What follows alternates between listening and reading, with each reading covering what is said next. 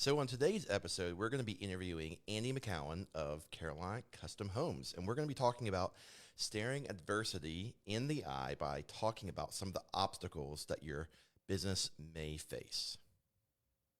Welcome to the Home Service Toolbox, a podcast dedicated to helping home service providers.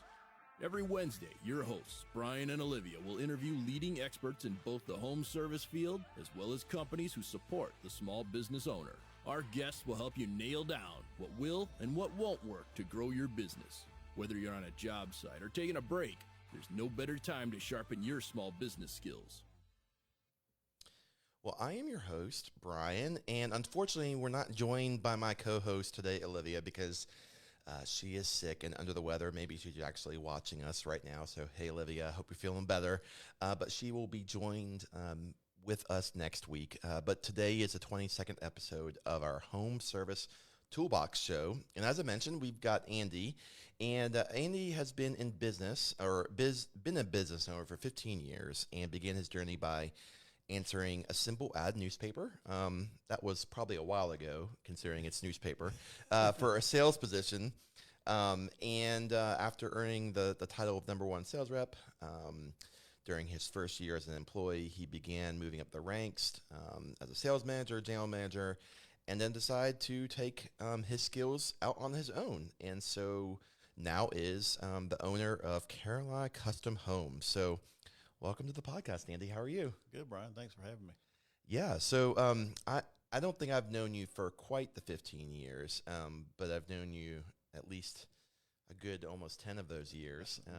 You became a client of ours, and then for a handful of years we weren't together, but then we kind of joined back as partners in the marketing for what we do for you guys. Maybe 3 or 4 years ago. So it's been really kind of neat to see Carolina Custom Homes, grow from where it was to where it's now. I mean, can you believe it's been that long? No, I still remember the day we met at a restaurant, and it was a matter of just trying to piece together our first website. Right. We didn't really, at that point, we didn't even have an office. Right. We were kind of selling houses out of our dining room until we could get there.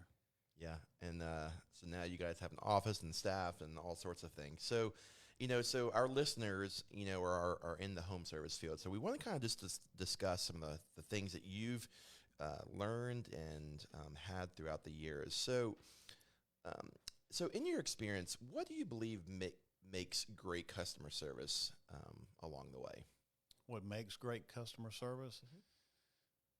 Well, I know one step that I took to make great customer service was I took responsibility for my own service. Okay, in my industry, I hope I'm answering your question correctly, though, is that when I purchase these homes, I can have the manufacturer service the home. Okay, but then I'm depending on other people to do that, their schedules, and so I'm not able to service my customer the way that I want to. Probably for the past couple of years, I took the service into my own. I hired my own service crew. I've got 2 full-time people there and have been for the past 2 or 3 years. And I think service-wise, for a customer it's time. And I walked the house yesterday, and when I walked in the house, I looked around and I said, this is how a customer should move into a new house. Mm-hmm. There was not one thing on their punch list. The house was completely spotless, and it was like, this is service. This is giving the customer what they dreamed about. Wow, that's so you're managing, because you're building homes, a lot of our service providers that are listeners, they're only doing a one small step. So you're managing so much. So how, one of the things that you said was, you brought that in-house, and so you've chosen to do that. But how do you manage, just all of the things that you guys are doing from a customer service level and making sure that when you walk into a home, you're like, man, this is the way it's supposed to be? Well, for the past year and a half, at least, let's just say 1 to 2 years, I brought in my wife. Okay, my wife's always been a big part of the company, but she was just accounting and all the book work and all that stuff's what she did. But I'm also a big believer is nobody watches your money or your customer the way you will.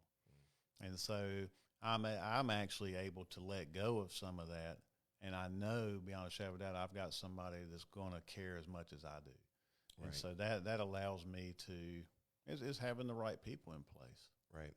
And as your wife, as someone who is a woman, she's going to bring a different perspective than even just yourself.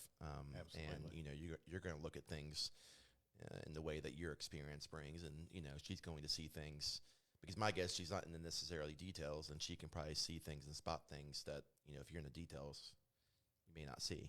Said, man, it's amazing. You're exactly right. How they see. We looked at the exact same picture the other day, and it was a soapbox in a ceramic shower. And I had sent the guy back. Looks great. Sent it to her. Said, doesn't this look great? She said, why is it crooked? I was like, you know what? You're right. It is crooked. And that's the kind of thing. You're right. I mean, having the right team around and having people that see things that you don't and that care as much as you do is a big part of that. So you mentioned that, as an owner, there's a level of care that, maybe an employee doesn't have. How do you help get your employees to buy in the same way that you do? I've always had the mentality of lead by example. I'm not a big micromanager. I'm not even that great at go do this. I'm more of get out of my way. I'm going to do it, or not get out of my way so much, but I'm going to go do it. I'm going to take the trash out. I'm going to do I probably clean the office more than anybody there. And I know if I were in the office as a salesperson and I saw my boss doing those things, number one, it's going to make me want to do them, make me feel guilty, for one thing that I'm not doing them. And to me, that's how I get them to care, is that they lead by example and see how much I care. Right. Leading by example is huge. So that's awesome. So what are some important leadership lessons that you've learned as a business owner through the years that you could share with our listeners? For leadership for my employees type? Yeah, just leading a business and having to, manage everything that you do. I mean, the biggest thing that just comes right to mind is that I always like for my employees to know that I'm in control. And not necessarily that I micromanage control, but there's nothing that they're ever going to throw at me that I'm ever going to look panicked. I'm never going to look like, oh my gosh, what do I do now? Or I'm nervous about this or that or whatever. I don't do that. And the first thing I do, right or wrong, is I downplay it. I want them to know that this is not a crisis. And so just the first thing that comes to mind is that I try to make sure that they know that no matter what they throw at me, as far as customers, hard questions or whatever, chill out. I've got this. So it's like the person that's driving the ship, or you're calm in the storm. Right. Yeah. And I think that's really important, because when an employee comes to you with a problem, it's probably their biggest problem they're facing, and to you, it's just one of the many problems that you're facing. And so I would say first thing is like, all right, calm down. Yeah. Just calm down. Take a chill pill. Yeah. Take a breath. It's going to be okay. That's right. I think that's really helpful. I think that's a great way to lead by example for your staff, because people take cues. Your kids are going to take cues from your parenting, and the same thing for employees. If you overreact, they're going to overreact in a situation. Another piece of that is my big thing is always, what's step one?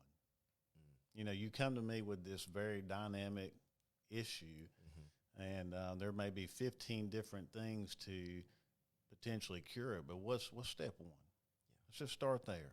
Baby steps. Yeah, and then we'll move on to 2 and 3. That makes sense. So I mean, you just in some of those examples, you've already kind of talked about some of the adversity that you can face with problems, but adversity can be a large obstacle for many business owners. So what would you advice would you say and give business owners, or even just leaders that are facing adversity in work? The first thing I tell them is that they need to learn how to compartmentalize stuff. Okay, and then when I say that is, I think the hardest thing I face is not letting my business affect my family, and learning how to, if I read that email at night that, that I don't sleep or something like that, I've learned over the years how to put it in a container. You know what? Again, this isn't in the world. I'm gonna put it right here, and I can move on from that. And so, what was it? What was the question? No, what was some of the again. adversity? I mean, how do you deal with adversity? Okay. But I mean, I think, right now in the home industry is very, very good for you. How did you deal with some of the adversity during, because you opened your business before the crash, right? Right. Yeah. And so, obviously, you've seen some really good years the past few years in business. What were some of the adversity that you faced, earlier on, and how did you kind of overcome some of that? Well, I mean, early on, I've been through a lot. Which you've seen some of the things over the years we've been through, and I remember, a time where me and my wife, again, because she was in the accounting pretty much the whole time, is we'd sit down and figure out who we could pay that week. Nope, he's not getting paid. He's not getting, okay, we got to pay this one. And I was there, and I was there for a long time. And, perseverance, I just push forward, compartmentalize, like I was talking about before, is I'm able to carry on. Even though I've got this group of problems, I'm not going to let those problems overtake me. Right. I'm going to be able to, I can handle it. If somebody calls me and wonder why they weren't one of the ones that got paid this week, I'll handle it. Right. And so it's almost like, and maybe another part of your questions is, now I face a totally different part of adversity. Right. And I have to get on to myself all the time for complaining of how busy I am, and and that's bad. I shouldn't be complaining, and because now I'm at the point where as I've got to try to learn how to draw the line. Where is the line of how many you can actually sell, that you can actually build, that you can actually service and maintain, and still keep a happy customer and have a life? That's kind of where I'm at now. Yeah, I mean, so you mentioned a little bit about, the balancing between, work and family. Your wife sounds like she's been part of the business since day one. So I cannot imagine working with my wife. I love her dearly, but like we both talk about, like, it's good to have that separation. Like, how do you balance that? Because you're going to see her all day, and then how do you not bring it home? And that is tough. I've got it in three, I guess you could call it 3 or 4 layers. I've got June is my mother. Are you serious? Yes, that is my mother. So she's been a salesperson for the past 5 years or more. I had no clue. You didn't know that? I figured you knew that, or one of them had told you. Yeah, that's my mother. What's her last name? It was Kurtz. Okay, because of course, she's married. She had been remarried. Okay, yeah. I had no clue. Yeah, she's been with me for years. So that's tough in itself. You know how it is, like when your dad coaches you or something, and having her there, and things that she says gets on my nerves so bad that nobody else would, if they say it doesn't bother me. Right. It's just that mother-son type thing. So I've got that. Then I've got my wife, and now I've got my son. How old is your son? He graduated UNC Charlotte. He's 24, okay. And he's been with us for about 6 months. Okay, what is he doing for you?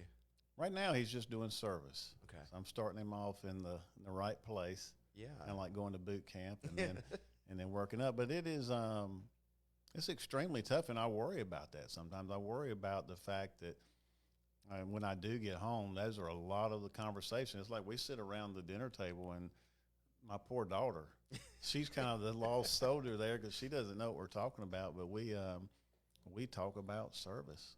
Wow. Does your mom live with you? No. Okay. No. All right. No. I guess like we said, there is a line.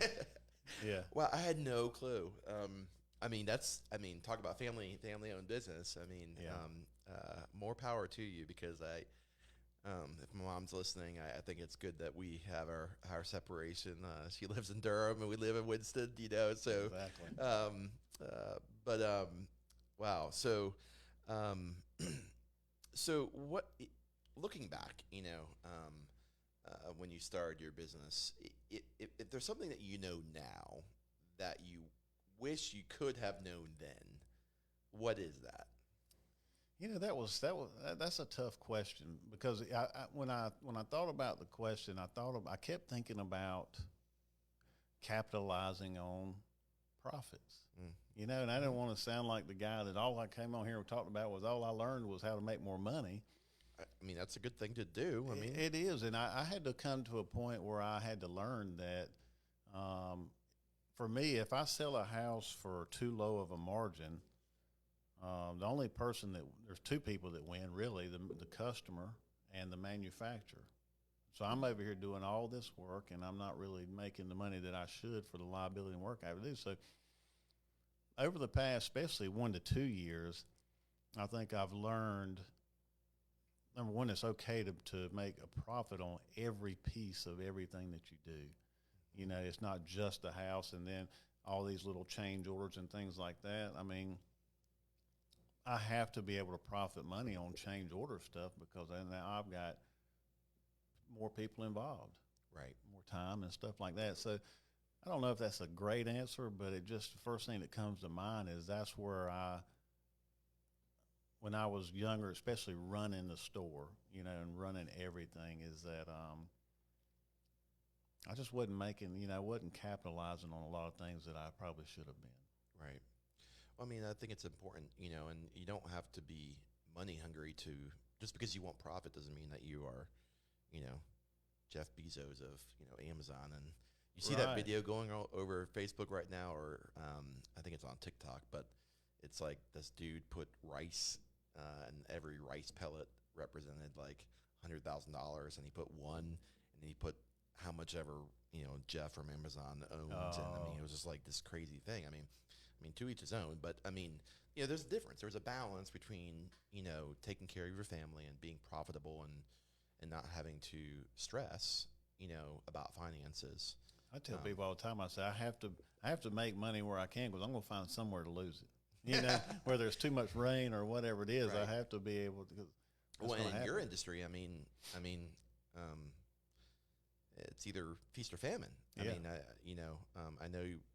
I mean, do you think about like, the quote unquote pending, next, economy drop? I mean, not much. No, but one thing that that we've always said from day one is, like you said earlier, we were getting into business with what we do when everybody else was getting out, and I felt like we weren't doing what we do now, but we were always successful because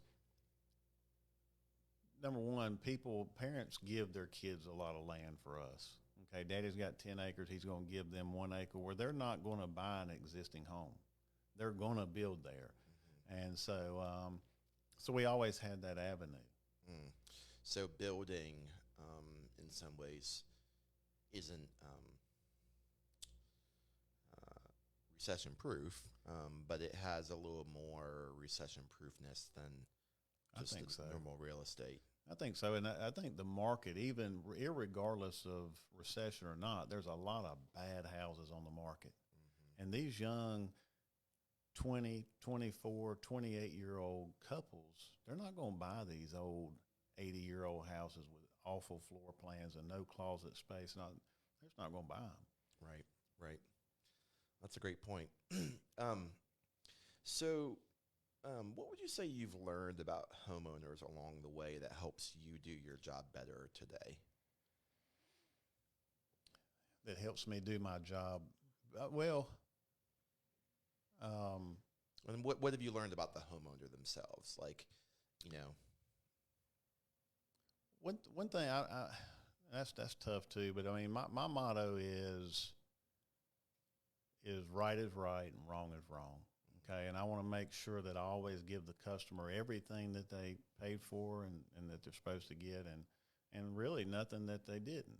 And I think being able to judge when, how you do certain things, as far as just an example, and this may be a good example or not, but a customer felt like a certain air register should have been in a certain place, and I was like, well, there wasn't any paper signed that showed exactly where that bin would be. This is where it comes standard.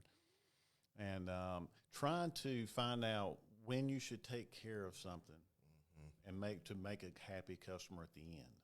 If I had just jumped right away and said, you know what, I'm going to pay and put that bin in just because she wants it.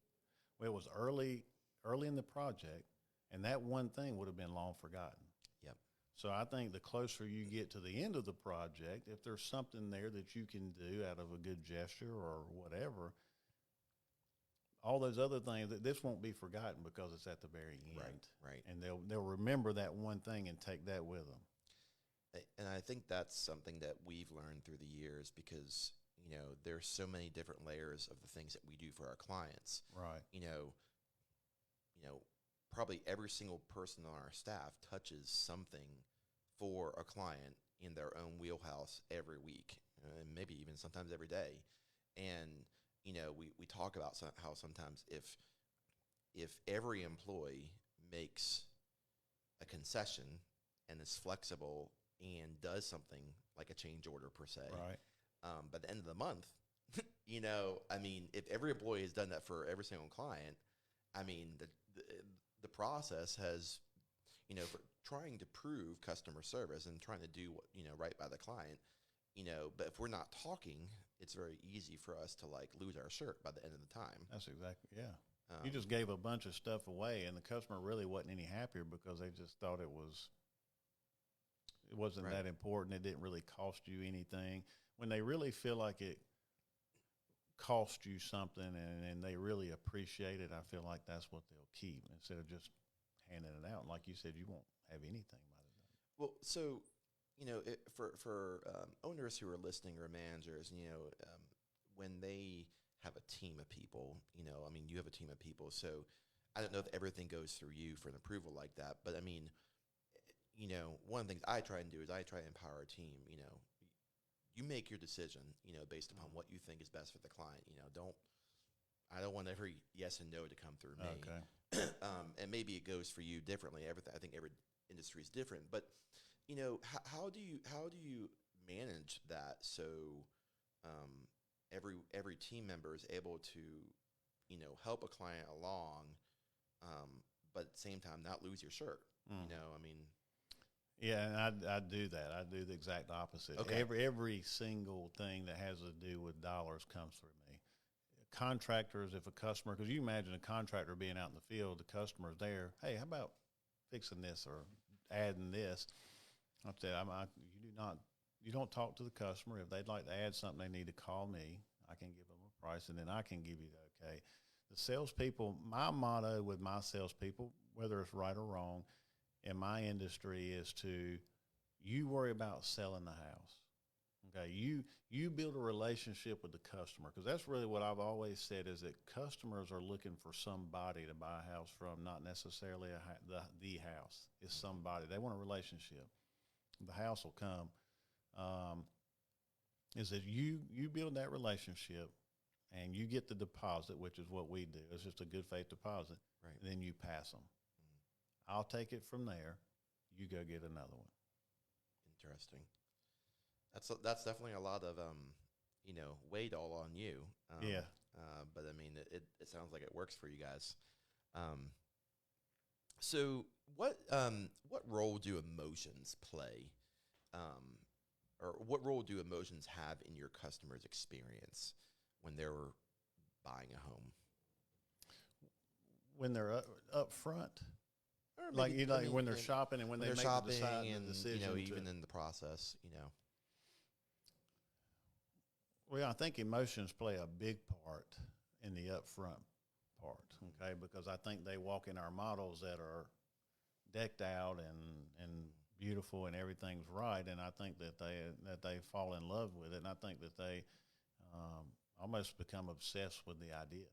I hope I'm answering your question. Yeah. And so I think the emotion on that part really because when people start, like they get on our website, I don't know if you may be able to tell that on your side or whatever, but they're just like, they're all about, that's all they think about. Facebook, house, what are they doing in this? It becomes an obsession. And so I think that plays a big part up front. But it plays a big part all the way through there because emotion, the first time that they think that they were supposed to get something that they didn't, or my biggest obstacle that I have to deal with on a day-to-day basis is time. Mm-hmm. And so that's an emotional thing for customers is where am I going to live? My rent, where I'm renting is, my lease is running out, or my mom, I'm going to kill her because I'm living with my mom while you're building. And, man, the emotions run high when people feel like they don't have somewhere to live. Right. Or time. And so that's a big obstacle for me, and it plays a big part. And so how do you journey through that? Because, I mean, I think whether you're building a home or, you're fixing a toilet, if you're a plumber listening, I mean, there's emotions because, it's your home. It's something that you live and die with. How do you, I mean, you talked earlier about having a peace and a calmness, but, how do you kind of just deal with emotions? Because, I mean, I'm sure they're kind of up and down, with people. Yeah, they are. I think the first and most important one for me is setting the right expectations up front. Mm-hmm. And I think I've definitely struggled with that over the earlier years. Is I was telling them maybe how long it takes us to build sometimes, and I wasn't making myself clear of when that time starts. Mm-hmm. They think, okay, I'm signing off on my contract. That meter starts today. And so making myself clear of when that meter starts. And one thing I really had to learn is how to push out and say it's going to take 7 months to build your house and hopefully come in at 5. Right. And be a hero, where I used to operate the opposite. I tried to maybe a little bit of, if the stars line up, it could be this, and then I'm over-promising and under-delivering. Yeah. I think that's a lot of things that, people in sales or people in kind of a leadership role have to deal with because, they want to get the sale. They Right. want to get it, and they don't want the time or that clock per se to be something that prevents them from getting a sale. But on the flip side, you're going to deal with it on the back end. That's and right. You're going to deal with it with reviews and customer service issues. And that's definitely a balance. I mean, especially in our industry, everyone, if they're spending money for marketing, they want it working today. And I get that, but that's not reality. And Right. So with expectations, do you have a documented process that you kind of walk through in different stages that you explain expectations? Like, how do you make sure that you're setting the same expectations across every person that you're with? Well, one thing that my customers a lot of times will ask for is they want a construction schedule, and that doesn't exist. Not in our world, because most of our people that work for us are not employees. They're subcontractors. And so I can't tell them where to be and when to be there because they have total control of that. They can say, I'm staying home today. It's raining, or I'm going to be on this other job. And so all I can do, and that's just try to make sure that I go over it and over it. And lately what I've been doing is I've been kind of quizzing the customer. So you tell me when you think you're going to be in your home. And I'll tell you if you're even closer, if we need to revisit this, because I am at a stage now to where I would say if you have an unrealistic expectation of when you can get into this home, then I'd rather stop now and you go buy from somebody else, because I'm not going to deal with it on the flip side. Yeah, that's huge. That's a huge thing. Well, that's been a great beginning part of our podcast. So we're going to take a quick break and hear from one of our sponsors. But when we return, we're going to be talking about just a few more obstacles that Andy's had throughout his time as a business owner. So we're going to take a quick break. Throughout our podcast, you'll hear us discuss a variety of marketing tools, but one of our favorites is Google My Business. The exclusive features Google My Business has to offer are a fundamental part of growing your business and launching a successful marketing campaign. Do you want to learn how to unlock all the secrets of Google My Business and grow your customer base? Check out our free webinar, Unlock the Secrets of Google My Business, under newagency.com/unlock. That is nuagency.com/unlock. All right. Well, welcome back to our podcast. I realized over our commercial break I butchered Andy's last name. I had a distraction right before the podcast, and I meant to ask him, even though I've known him forever, I've been butchering his last name, so it's McKeown. Yep. Not McKeown, so I apologize. I probably said McKeown because I think I have one of my distant relatives is a McKeown, but COWAN, and it's not how you spell your name. So. I've spent my whole life at baseball games, and it was McKeown a lot. Yeah. Yes. Yeah. So I'm going to put you on the spot. How do you say my last name? Limon. Limoni. Yeah. See? Yeah. So we both have funny names. I was going to say Brian. Yeah. Think for a minute there. Yeah. So we both have funny last names. And I've learned to answer to anything. That's right. But we're not here to talk about our last names. We're here to talk about business and leadership and all sorts of things. What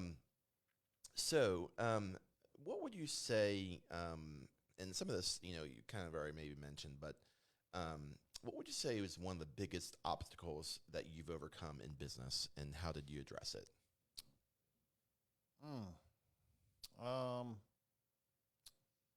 Well, probably my biggest obstacle was when I started this business 10 years ago. I had a partner, and that ended after a few years. And so and he was basically doing the role that I do now. And so I had to adopt a whole new role and try to separate all of that stuff and try to learn how to do. I had managed my own stores before, so it wasn't, I knew what I was doing, but trying to find out where we were and how to pick it up and keep going was a huge obstacle for me. And it was sleepless nights. It was on the couch, sleep an hour, wake straight up, thinking about stuff like that. And that was for quite some time. Wow. So, so it sounds like, just dealing with relationships. I think that most people in business, whether you're an owner or an employee, just learning how to deal with relationships and differences, that's a huge thing. It really is. All the way from the customer to a coworker or to an employee to a partner. What would you say to someone that is thinking about starting a business or thinking about being in business with a partner? Well, the first thing I would say is no partners. Why is that? Oh man, that's just tough. It's just really, really tough. It's hard to find, but you should know that before you go in. But to me, it's kind of like going on vacation with somebody or getting married to somebody, is that you don't really know them until you're there. And trying to uncover that before you get into the business is very tough. And then after the fact, it's too late. Right. And you're going to have to deal with that. And if I could start over again, to be honest, I don't know that I was capable of starting this company by myself the first time. But the second time, I definitely would have gone by myself. And so that would be. It's such an interesting balance, because you probably wouldn't have had a second time if you didn't have the first time. Yeah, probably. So it's I think the partnership thing is a hard thing. I think everyone has to face that, because whether you go into a partnership, I mean, you mentioned that you need to have a great team that surrounds you because you're, Sure. certainly, you have your skills, but there's plenty of skills that you don't have Yes. and I don't have that we need other people. I'm not good with money and numbers, and it sounds like, you source that to your wife, and I'm sure you're probably thankful that she does that. Yes. And because if you were doing it, I won't speak for you, but if I was doing it, it'd be a mess, Right. So, interesting. So running a business day to day, what would you say is one of the hardest things about running a business?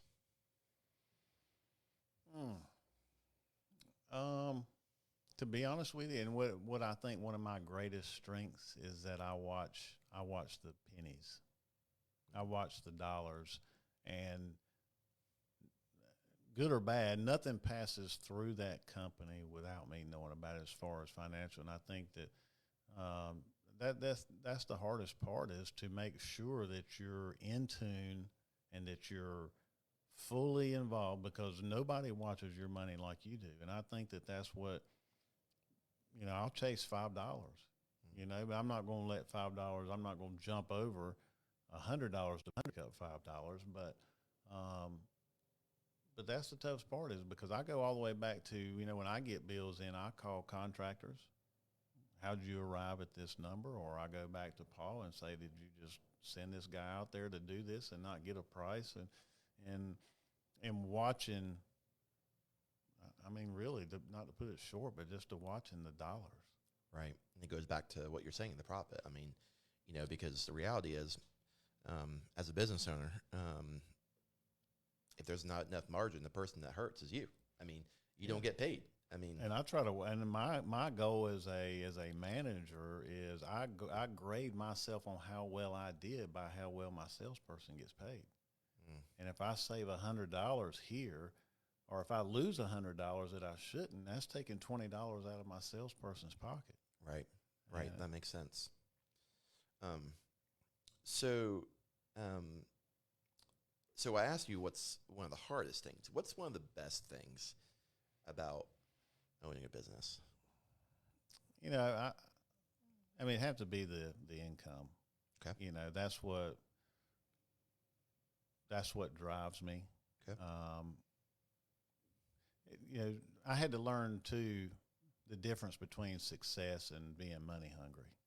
Mm-hmm. There's a difference, and I'm all about being successful, but at the same time, I don't need a lot of money. If that makes any sense. And so I would say the best part of owning my own business is, one big thing is that even now I stand back a lot of times. Like, we've got this new model, and it's huge and it's beautiful and everything like that. And I step back and look and say, man, this is really mine. This is really something I created, and flexibility and schedule, which I have the luxury to do that, even though I really don't. Sometimes don't do it. Yeah. And so, I would have to say, stepping back and looking at what you created and what you've got, and what it produces for your family. Right. So, I mean, really just taking a moment and just being grateful for what you've been given, because, you have flexibility not just flexibility in time, but you have flexibility to create literally whatever you want. Right. And it may not be what other people want, but it's what you want. That's right. And, that's one of the beauties of being in business. It can also be the flip side when it doesn't go the right way. Doesn't kind of flush out the way you want. So what advice, our audience, are all over the kind of the market from a home service provider. You touch in some ways, maybe everything that, individual kind of vertical of a home service provider touches. But what are a couple pieces of advice that you could give to, one of our listeners who is, maybe struggling with some of the things that you've found success in? That they're struggling with. the only thing that comes to mind for me is that if I'm struggling, I'm always optimistic. I'm always going to think that, because I'm not a bragger or anything like that. But if I'm honest with myself, I'm a proven winner. Okay, I am. It just is what it is, and I think that you have to have that mentality that you have to say, it doesn't matter. It kind of goes back to the confidence thing. Whatever comes my way is that I'm good enough to get by that, and my strength is sales.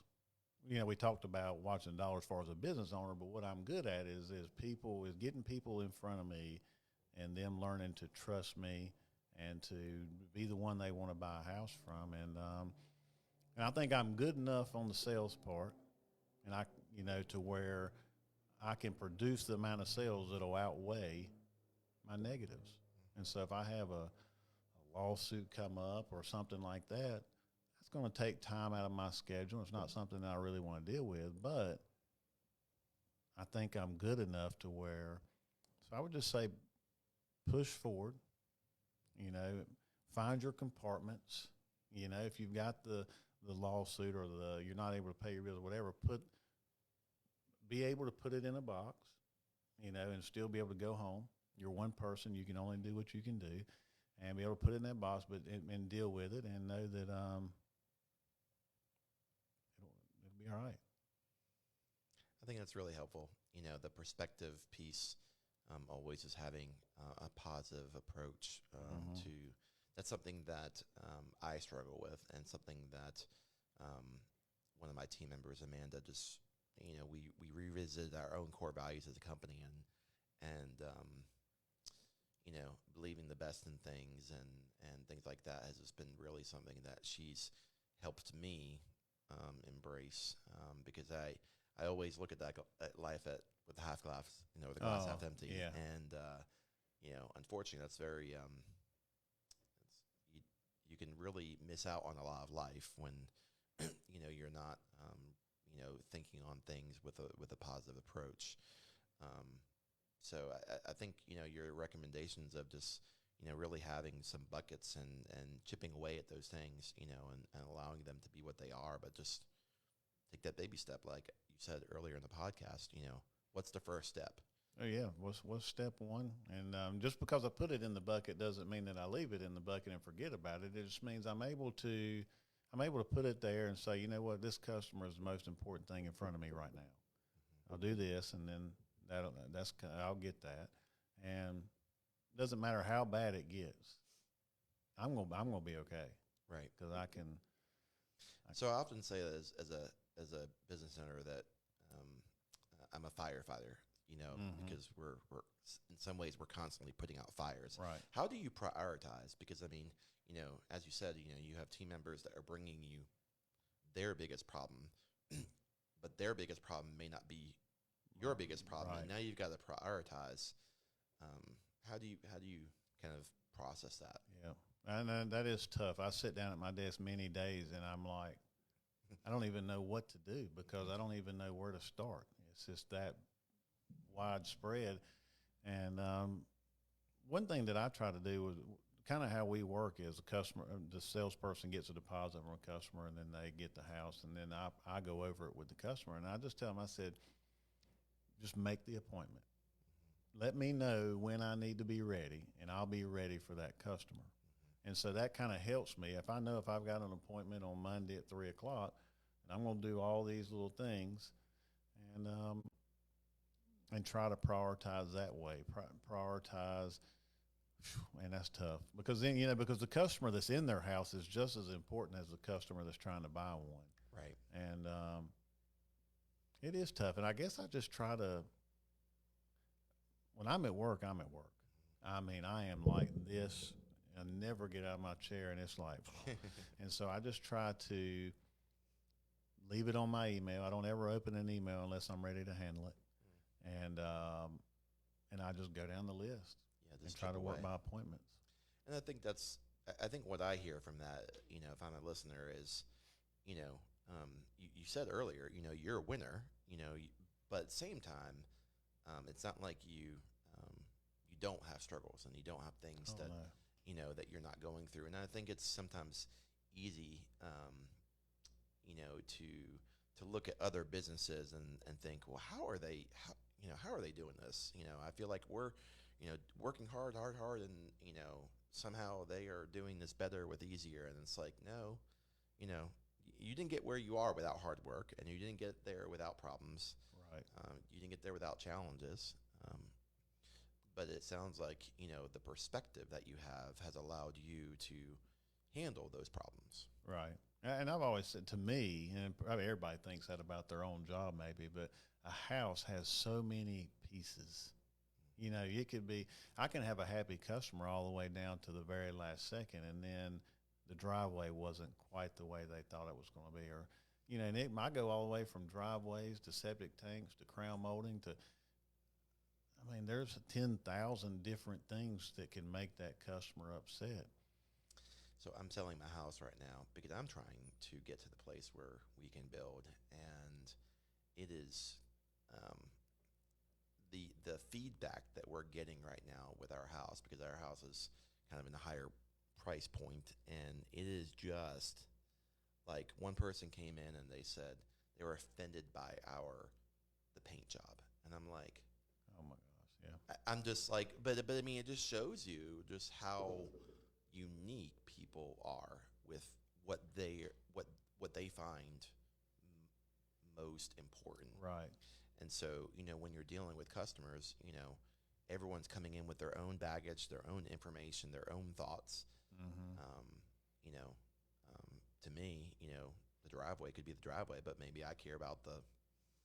Yeah, they're all different. Yeah. And what their hot button is, and what's important to them, and we have it all. From I don't like the color that you've got in the model home. Right. Not even a house that they're buying one like it. Well, people, I mean, because we're in design, I find that people can't see what they can't see. Right. That's for sure. Yeah. They only see what they're going, like what's in front of them, unless, you're like me, where, you can envision something from nothing. And Right. what I've had to learn is, unfortunately, most people are not like that. And so if we're in the industry of building something for a homeowner, we've got to help them visually see what we're seeing in our heads, because That's right. our office is in the 1920s or 1920s building. And I remember walking in here, 2 years ago, 3 years ago, and everyone's thinking like, you've got to be that crazy, Yeah. that you would want to be in here, and it looks gorgeous now. Yeah. It is. But I could see it, but everyone else, couldn't. So I think it's really helpful for us to remember that the people that we're working with don't always think the way we do. That's right. Yeah, a good example of that too is we buy a lot of land, Mm-hmm. and sometimes I have to clear it before the customer will buy it Interesting. because they can't see past the trees. They can't see what it could be, and so once I clear it, it'll sell. So interesting. Mm-hmm. Do you have to just chop down the trees, or do you have to really prepare it? The best is if it's clear, driveways in. Wow. Yeah, but or at least a base driveway, and then they're like, oh, okay, this is a nice lot. Where the lot right beside it is the same lot, but it's still wooded and scruffy, and they're not as interested. So interesting.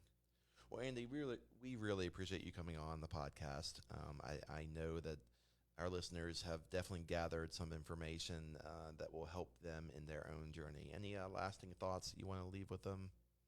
I appreciate you having me, and I just say just push forward. Push forward, and have the right attitude going in.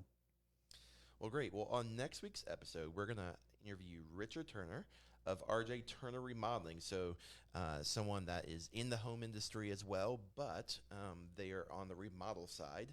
And so we're going to unpack the importance of growth as a business owner.